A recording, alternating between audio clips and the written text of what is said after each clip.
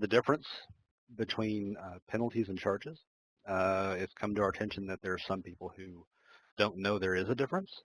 So I just want to kind of touch on that first and foremost. So a charge, by definition, is, at least our definition, by inHANCE's definition, is a dollar amount that is, or a balance that's created on an account that is specifically generated through usage and rate codes. Those charges will then obviously be put onto a bill. Penalties, however, really are more like adjustments. They are not a charge created through a rate code. They're not a charge.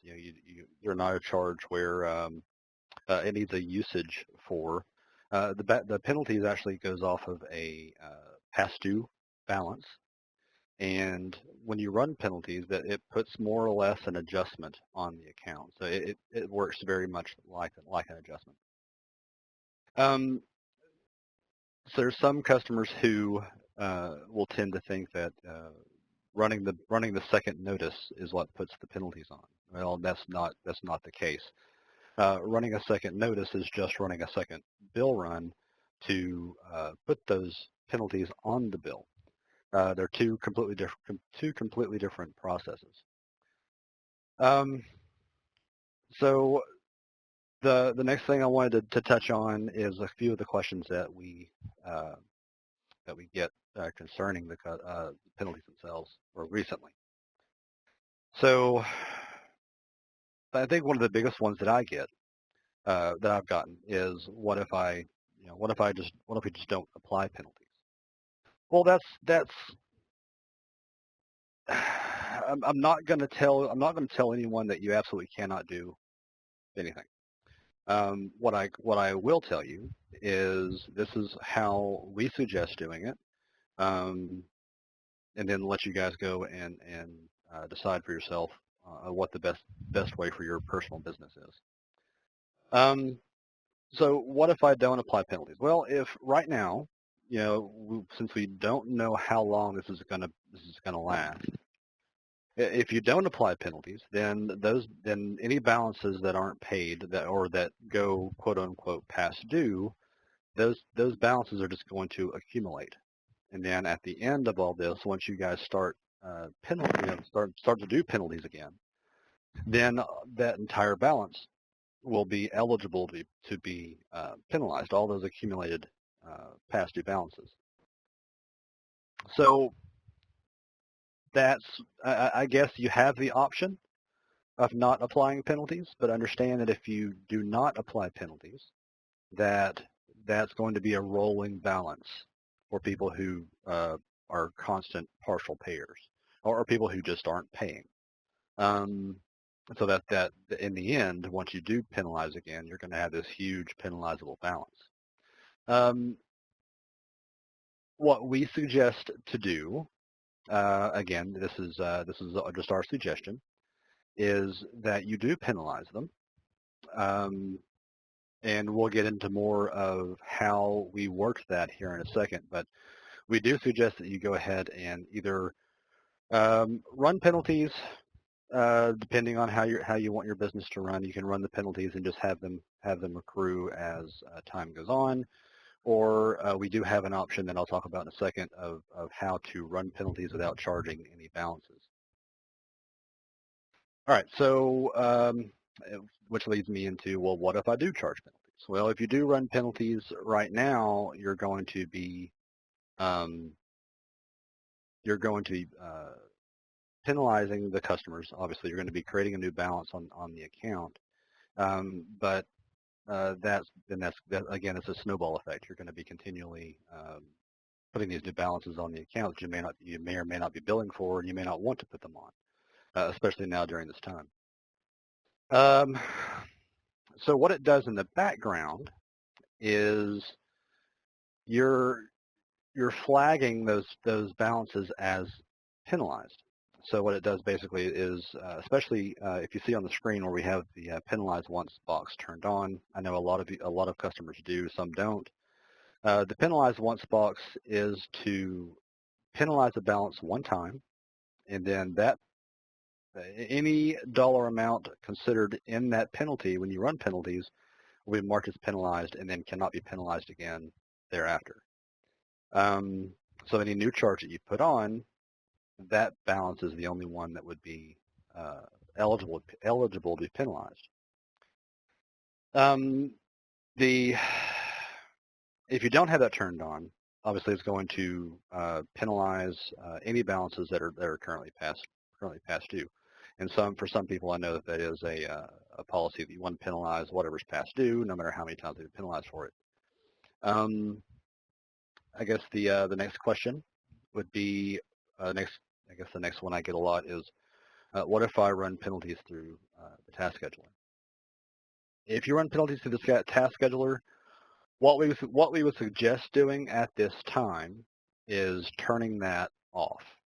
If you don't know how to turn that off, then get with us. We'll be glad to go in and do that. But we would suggest turning those off for the time being because of I don't know, basically because it's going to be doing this thing in the background, and we don't want it doing it without your knowledge or knowing to do it. We want it to be a more manual process at the time, so you know when it's happening. This all happens in the background as a scheduled time and scheduled event. So again, we would say go ahead and turn this off for the time being. Now, the reason that we say to turn that off now is because we do have a solution in the works currently that will be available very soon, and it's going to be a script in some form that we will be putting out for people to run on their own, or it may be through a job that we set up in SQL that runs and outputs a file. We're still going through the details of this right now, but look for information to come next week. But I think what the goal is to be able to penalize these accounts, mark these balances as penalized, so that they're not penalized again moving forward. But also so it does penalize them, but it won't penalize them a dollar amount. It's not going to penalize them any extra monies. But it will, as far as the system is concerned, it will satisfy the fact that the penalties have been run. It just won't charge them any extra money. So again, like I said, look for that information to be coming in the next week or so. All right. And that's everything I got. Unless Shaena, you have something else you want to bring up about this? Yes, so we're going to, just like Nathan was saying, program for you that we will have out. It actually will be first of next We're having problems hearing you, Shaena. Yeah, I don't know. can't hear. You can get closer to your mic, or How is this? Is this better? way better. Would help if I put my microphone in front of my mouth. So we are working on this program. It will be out at the beginning of next week. We'll have documentation, and we will work with utilities, our customers, on an individual basis. We will ask you if you are wanting to find out more information, how you can stop doing the penalties for this time, and at a certain time in the future, how this program will work, allowing to pick up and start charging penalties at a certain point in the future, but not penalize those past due balances that are going on through these months that utilities are being mandated not to charge those dollars. We are asking you to put in a support ticket. We would ask you to try to put in the title something about penalty relief, or just penalty help, whatever you want to put in there. We then will contact you directly so we can find out how your particular utility does your penalties, how you are set up. So the screen that we had earlier, that's going to be kind of important. Let me just pop back over here. This screen here where your penalties are set up, how it is charging customers. We're going to need to know that on an individual basis, utility basis.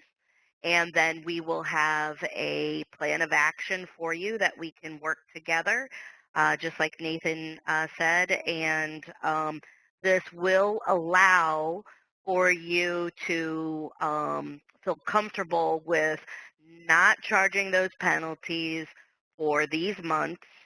Pick up whenever you're ready to start charging customers again, and have that confidence that if the way you want it to not go back and pick up those balances, all those balances during these months will be flagged, that they have been penalized. We're just not charging the dollars.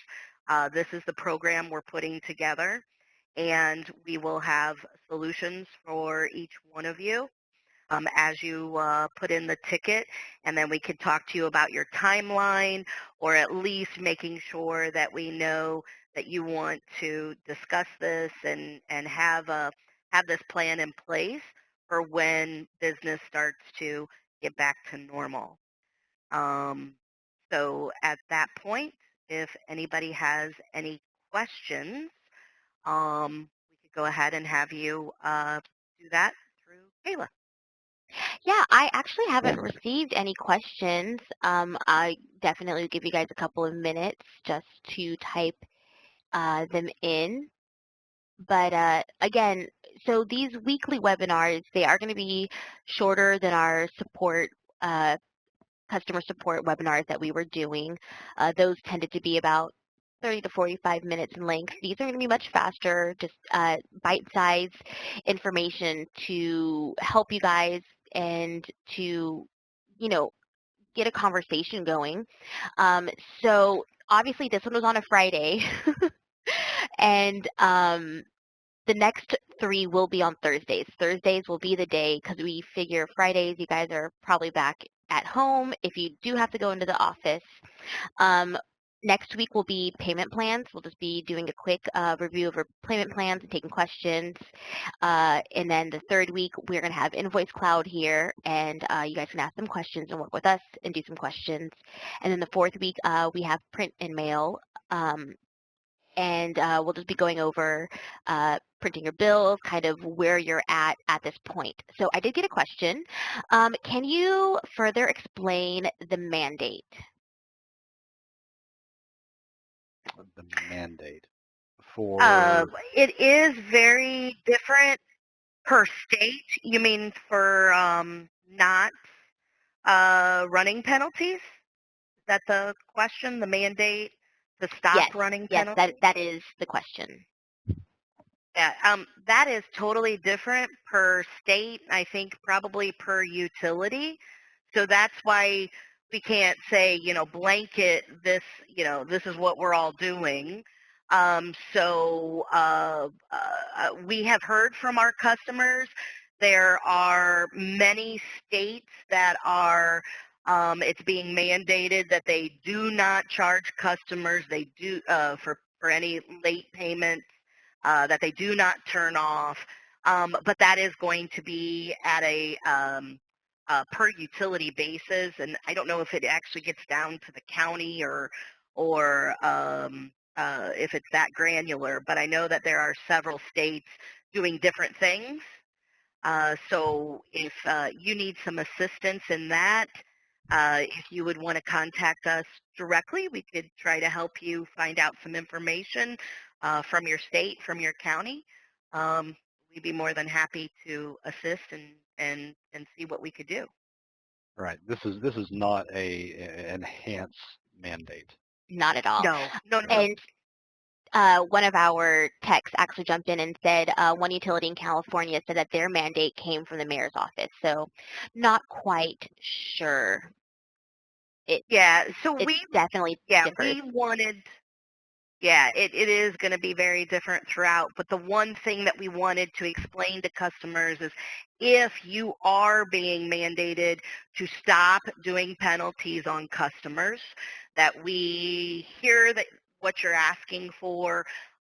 If you strictly, if you're doing penalties manually and running them, sorry, my slides are a little, here we go. Here's the screen that a lot of you guys might manually go to apply penalties under periodic. As long as you're not going here and running this, you're not going to put the charges onto that customer account. Or like Nathan said, if you have penalties set up under task scheduler, which it would look something like this. So down under system configuration, task scheduler, you had something set up for penalties. It's running for all billing cycles or certain billing cycles, and it is set for maybe this one right here I have set up to run once a month. Maybe you guys had it set up to run multiple times a month for multiple billing cycles. But we can help you go in here and turn this scheduler off so it will not automatically create those charges for penalties onto accounts. So that is something that we wanted to make sure you guys understood we could help you with. And then just like Nathan and I said, we have a program that we're going to supply to customers in some format to help you when you get to the point 3 months, 4 months, 6 months down the road where you're now saying, yep, we're allowed to start doing penalties again. How can you penalize at that point without picking up all these months that you have not been running penalties either manually or running penalties through the task scheduler? Hope that clarifies a little bit. Can I add, Shaena, if you could go back to the applied penalties slide. And this is Chris talking at this point. Yeah. Yeah, definitely with support. If you have any questions at all, just let us know, and we're glad to help you with this. So on the screen here, you can click on the preview, and it's going to bring up the list of customers that are penalizable at the moment, just like you normally would if you were going to process them. And instead of hitting save, because if you hit save at that point, it's going to process those penalties and put them on the accounts. But for record keeping, you can bring that up and hit the print tool over here on the left, and that will print a preliminary report that you can save, and that will keep track of all the customers that were eligible for a penalty this time around without actually applying it. So, and just to make this, or maybe to help out here a little bit, if you don't apply penalties and you don't need to apply penalties right now, you're perfectly fine doing your normal billing process, printing bills, applying charges. Penalties are a separate process from all of that. So it's not going to interfere with anything if you don't apply penalties on this screen or through the task scheduler. And that's all I wanted to add. Well, and Chris, actually, I want to go ahead and keep you on here because I think maybe Sure. you might have some insight in this. So with dealing with customer tickets, has anything come up with Invoice Cloud and the emails they send out about past due bills? Have we had anything touch base with that? If not, I will say that for, of course, the Invoice Cloud webinar. I believe we've had a ticket about, with a question on that, but I'm not sure if we've reached out about that. And I'd have to find out exactly how that works, the communication between Impresa and Invoice Cloud on those. I would definitely, at least in that case, see if that can get turned off on the Invoice Cloud side just to start off with, and then I'll be sure to pass that question along so that whenever we do have the Invoice Cloud meeting in 2 weeks, maybe they'll already have something worked out to help you guys with that. Does anyone else have any other questions or concerns? If you guys want, you can, of course, email any one of us. Of course, Shaena was on here. We had Alex and Christopher and Nathan. We just want to be available and help give out the most general information as possible from what we're hearing from customers with the calls we've been making and also the tickets that are coming in.